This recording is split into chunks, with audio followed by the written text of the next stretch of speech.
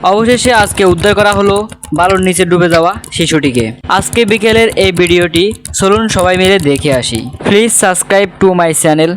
আপনার একটি সাবস্ক্রাইবের কারণে আমি নতুন ভিডিও বানাতে উৎসাহিত পাই, সুতরাং আপনার থেকে আমি একটি সাবস্ক্রাইবের কাম্য করি ভাই।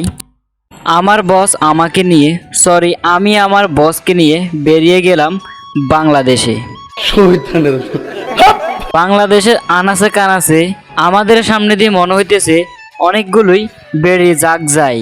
এতদিন শুনেছি পাখির জাগ, মাছের জাগ, আরও অন্যান্য জীব জন্তুর জাগ, কিন্তু আজকে দেখতেছি আমার সামনে শুধু বেড়ি আর বেড়ির জাগ। যাই হোক, এরপর আমরা সিএনজির ফাঁকে দিয়ে অটোরিকশা সিফে দিয়ে চলে যেতেছি আমরা পানির নিচে আফ্রিকার জঙ্গলে। কিন্তু জঙ্গলে যাওয়ার আগে সামনে দিয়ে এই বেড়ি যেভাবে ত্রিং বিরিং করতেছে, মনে হয় আজকে আর জঙ্গলে যাওয়া হবে না আমাদের। আমার ভুল হয়েছে, ক্ষমা করে দেন।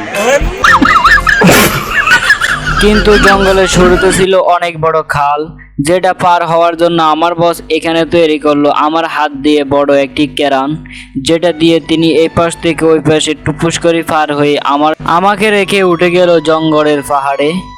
শান্তি নেই আর কোনোখানে, উৎপাত বেড়েছে বেড়িদের।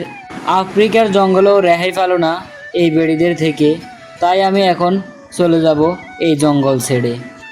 অবশেষে দেখতে পেলাম অনেক বড় খাল, যেখানে সূর্যের কিরণে ঝিলমিল করে। খালটা দেখতে অনেক সুন্দর লাগে, কারণ সূর্যের কিরণ পড়তেছে সোজা এসে খালের উপরে। এই খালটা এত সুন্দর লাগার কারণ কি, ইচ্ছে বেড়িয়ে এই খালে প্রতিদিন নেমে গোসল করে। না হয়তো এই খাল সাবান পানি দিয়ে এত সুন্দর পরিষ্কার থাকার কথা না। এরপরে দেখতেছি কুকুর মামা এসবের দিকে তাকানা, সে শুয়ে আছে আপন মনে, তার দিকে কে তাকাবে এই ভেবে। এরপরে খাল পাড়ে পিচ্চি মেয়ে করে দৌড়াদৌড়ি। কাকু ঘর থেকে এসে ফোন করে বউয়ের কাছে, আমি বাজারে যাচ্ছি, কি লাগবে এখন। যাই হোক দৃশ্যটা ছিল অনেক সুন্দর, তাই ব্রিজের উপর দাঁড়িয়ে কিছুক্ষণ আমি উপভোগ করলাম। এদিকে দেখি ফুচকা মামা চটপটি বেছে, কিন্তু আমাকে দিচ্ছে না ফুচকা, কারণ আমার পকেটে নাই টাকা। এজন্য আমি খুঁজি নাই ওনার থেকে ফুচকা। টাকা যেহেতু নাই, ফুচকা যেহেতু দিবে না, তাই এখানে দাঁড়িয়ে থাকি, আমার কি হবে। তাই আমি চলে যাচ্ছি এখন ফুচকা মামার বাড়িতে। যাওয়ার সময় দেখি যে যার মতো হেঁটে যাচ্ছে, আমার সামনে দিই, আমার পিছনে দিই, ফাঁসে দিই। চলুন এখন সবাই মিলে একটি চমৎকার মাঠ থেকে ঘুরে আসি।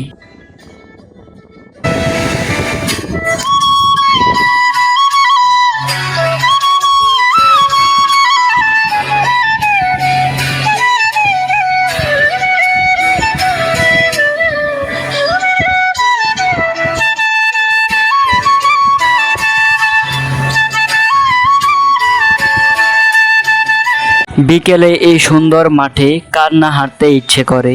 ছেলেদের খেলা, বাচ্চাদের কিচিরমিচির, ছোটদের দৌড়াদৌড়ি দেখতে অনেক চমৎকার।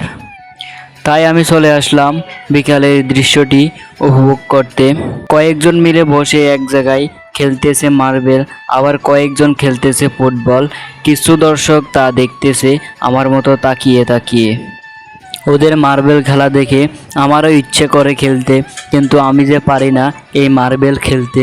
আমার কখনো হয়নি খেলা মার্বেল, তাই আমি পারি না মার্বেল। যদি পারতাম আজকে ওদের সাথে একটু হলেও চেষ্টা করতাম খেলার জন্য। যাই হোক, অন্যদিকে দেখি এই পিচ্চিটাকে বালুর নিচে কেন জানি চাপা দিতেছে। চাপা দেওয়ার সময় পিচ্চিটা খুব আনন্দ উপভোগ করতেছে।